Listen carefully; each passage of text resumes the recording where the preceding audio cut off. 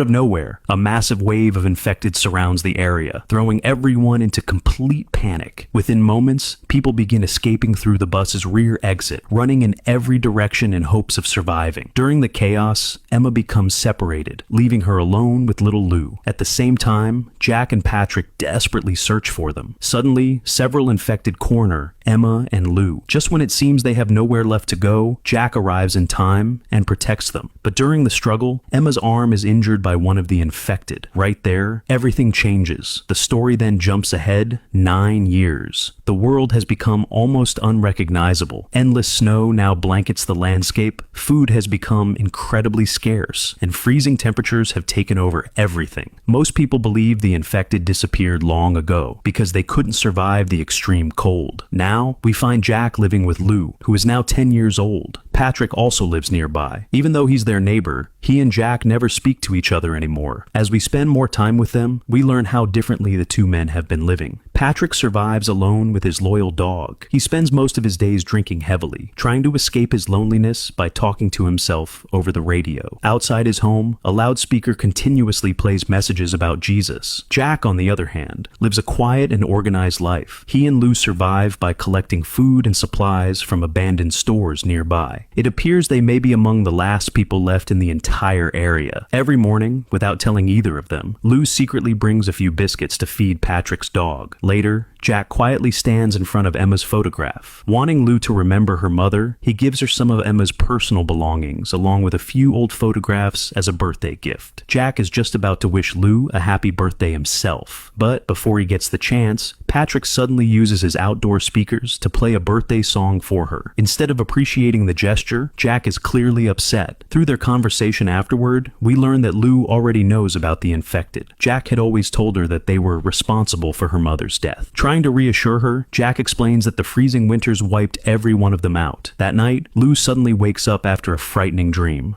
Unable to fall back asleep, she walks over to the window. Then, she notices a strange figure standing outside. It looks exactly like one of the infected. Terrified, Lou freezes in place. The following morning, Jack can't find her anywhere inside the house. After searching every room, he finally discovers her hiding underneath a bed. When he asks what happened, Lou insists she really saw one of the infected outside the previous night. Jack doesn't believe her. He gently tells her it must have been a nightmare because the infected are all gone. But Lou refuses to accept that answer. She asks a simple question. If they're really gone, then why won't you ever let me go outside? Jack has no answer. Later, as part of her daily routine, Lou walks over to feed Patrick's dog. This time, Patrick catches her. Trying to start a conversation, he awkwardly speaks to her while clearly under the influence. Before the conversation can continue, Jack suddenly arrives. Furious, he orders Patrick to stay away from Lou. Not long afterward, Patrick heads toward a nearby abandoned store with his dog to collect supplies. Inside, he discovers the remains of a fox. Something is feeding on it. As the figure slowly comes into view, Patrick realizes it's one of the infected, but this creature looks nothing like the ones from years ago. After surviving nearly a decade in relentless snow and freezing temperatures, these infected have adapted. The sight leaves Patrick completely shaken. He immediately jumps into his snow vehicle and speeds away. In his panic, he loses control and crashes into a tree. At the same time, Jack is outside teaching Lou how to shoot at targets. The sound of the gunfire echoes through the silent landscape. Miles away, the evolved infected hears every shot and begins moving straight toward them. The moment Jack notices Patrick, he tries to warn him about the approaching infected. But before Patrick realizes what's happening, he shouts back. The sound immediately catches the creature's attention. Instead of heading toward Jack, it suddenly charges straight at Patrick. Seeing the danger unfold, Jack quickly tells Lou to run inside the house and lock every door. He raises his rifle, trying to get a clear shot, but he hesitates for just a second, and before he can react, the infected reaches Patrick and leaves him with an infected wound. Patrick's loyal dog instantly rushes in to protect him. Sadly, the creature overpowers the dog with little effort. Heartbroken and furious, Patrick opens fire. The loud gunshots don't stop the creature, but they do frighten it enough to make it retreat into the snowy wilderness. Watching Patrick's injury, Jack fears the infection may soon take over. Without another word, he returns home with Lou. Patrick carries his dog's lifeless body inside his house, convinced he may not have much time left before he changes. Before he can decide what to do next, a voice suddenly comes through his radio. The stranger somehow knows Patrick's name. After hearing that Patrick has been infected, the mysterious man blames Jack, claiming Jack intentionally chose not to fire when he had the chance. Patrick refuses to believe it. He insists Jack isn't a murderer. The voice mocks him, calling him a coward, saying he lacks the courage to make impossible decisions. As the conversation continues, it slowly becomes clear that no one else is actually on the radio. Patrick is unknowingly arguing with his own troubled mind. The next morning, Jack carefully seals every window and door inside the house. He believes Patrick could turn at any moment, and he isn't willing to take any chances. After reminding Lou to stay safe, Jack suddenly realizes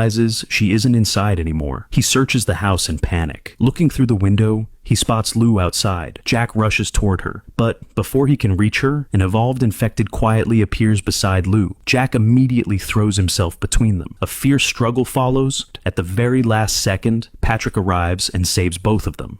When Jack regains consciousness, he finds himself inside Patrick's house. Walking outside, he's shocked to discover that Patrick has captured the evolved infected and securely restrained it. Patrick explains that they were wrong all these years. The freezing weather never wiped the infected out. Instead, they adapted. Years of surviving in extreme cold completely changed them. Their eyesight has faded, forcing them to rely on other senses. Even more surprising, humans seem to have developed a natural resistance to the infection, meaning a bite alone is no longer enough to transform someone. Just then, Lou walks in. Seeing that she's completely fine fills Jack with relief. For the first time in a long while, hope begins to return. The following day, Lou secretly invites Patrick over for dinner. Patrick cleans himself up and gladly accepts. That evening, the three of them finally share a peaceful meal together. Jack opens up to Patrick. He admits he can't protect Lou by himself anymore. If they want her to survive, they'll have to face this new threat together. Patrick tells him he still has a truck. If they can reach it, they might finally be able to leave this place behind. A flashback then reveals the painful truth behind the distance between the two men. After Emma left, Patrick fell into alcoholism. Lost in his addiction, he was no longer able to properly care for Lou or give her the attention she needed. Seeing Patrick completely broken, Jack knocked him unconscious and took Lou away to keep her safe. The next morning, Jack, Lou, and Patrick leave together using Patrick's truck. While traveling, they stop at an abandoned store to gather supplies. As they prepare to leave, they discover a pregnant woman outside. Overwhelmed by shock and exhaustion, she suddenly collapses. They quickly bring her back to the house. After recovering, she explains that she and her family had been traveling non-stop, searching for a safe place. Then one day, a large group of evolved infected found them. Her entire family was lost during the attack, leaving her completely alone. While she's talking, she suddenly hears the restrained infected making noises nearby. Without hesitation, she grabs a rifle and puts the creature down with a single shot. It's immediately clear that she knows far more about these evolved infected than anyone else. But before she can explain further, strange sounds begin echoing from outside. More infected are approaching. Everyone rushes inside and prepares to defend the house. As the creatures begin forcing their way in from every direction, Jack tells Lou to hide in the basement. Moments later, one of the infected finds its way downstairs. Seeing Lou trapped, Patrick immediately opens the basement door to help her. The creature instantly turns its attention toward him. At the same time, the pregnant woman switches on a loud song through the outdoor speakers. The intense noise overwhelms the infected. It becomes obvious that these creatures can't tolerate extremely loud sounds. Using that brief advantage, the group fights back and pushes them away. Meanwhile, Lou slips over to the radio and tries reaching anyone who might still be alive. To her surprise, someone answers. The stranger tells her to come to Spring Falls, explaining that survivors from different places are gathering there. According to the message, it's the safest place left. But before anyone can celebrate, the generator suddenly runs out of fuel. The music stops. Instantly, the infected become active again and begin closing in on the house. Knowing there isn't enough time, Patrick makes a heartbreaking decision. He deliberately draws the creatures toward himself, giving everyone else the chance to escape. Jack, Lou, and the pregnant woman race to the truck and drive away. As Patrick stays behind, fuel spilling across the air